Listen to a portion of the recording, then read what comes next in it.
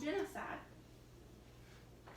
Alright, so whenever you Google the word genocide on Google, the definition that pops up is the deliberate killing of a large group of people, especially those of a particular ethnic group or nation, or a campaign of genocide. It's also a noun. So genocide has been around for many years. We as humans have successfully, well, almost successfully, wiped out whole races and countries. The most famous example of a genocide is the Holocaust. So Hitler's sole intention was to wipe out the whole entire Jewish race because he believed that the Aryans were the only perfect race. A man by the name of Raphael Lemkin, who was an Aryan Jewish lawyer, escaped the Nazi-controlled Poland, and it made it his mission to come up with a word that he felt described what he was hearing happening with what was going on with the Nazis. So he was the first to use the word genocide due to this. So a more recent example of a genocide is with the Tutsis and the Hutus. The genocide started after the death of the Rwandan president, Juvenal Habyarimana, who was a Hutu, after his plane was shot down above Kigali Airport in April of 1994. The mass murder of the Tutsis lasted for 100 days between April and June of 1994. Among the dead were an estimated 800,000 Tutsis. During the killings, many Tutsis were thrown down a river by their killers who stated, "Go back to Ethiopia," because most Tutsis originated from Ethiopia. The tensions between the two races began in 1917 whenever the Belgians made their landing in Rwanda. They gave everybody an identity card and then they separated them by race.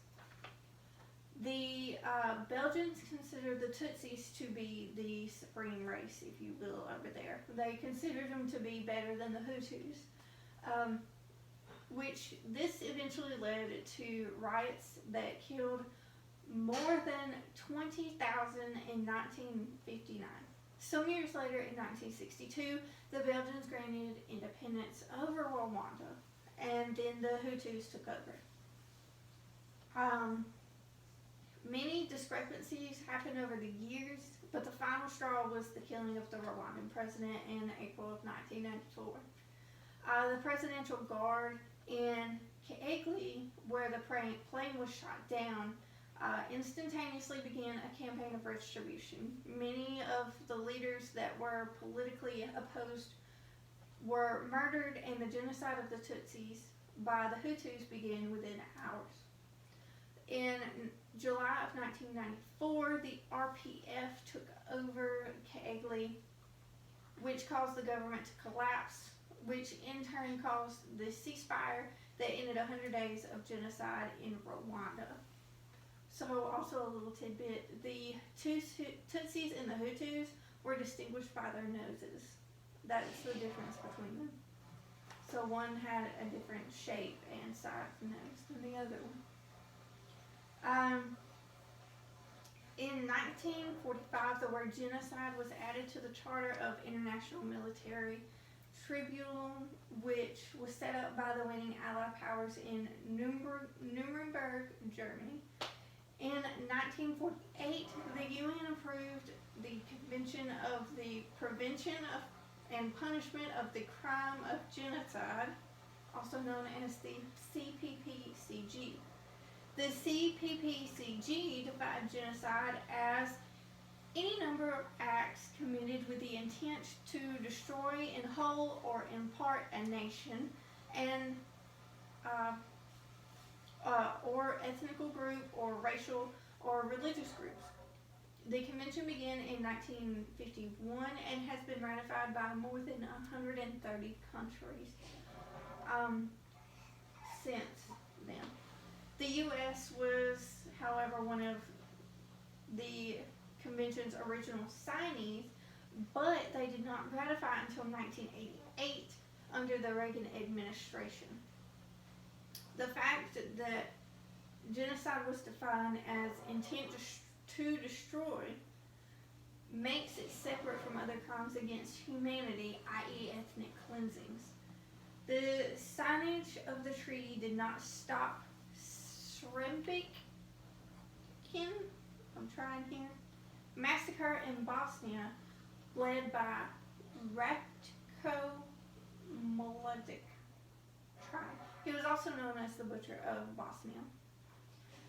This genocide killed over 7,000 men and boys that were Muslim.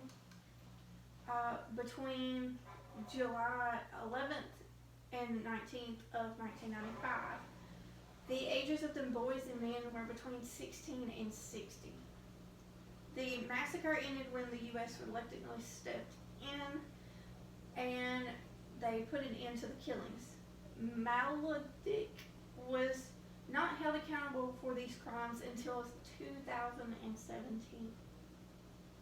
The trial for the heinous crimes are still being held. So the people that committed these, some of them are already in prison, some of them are not.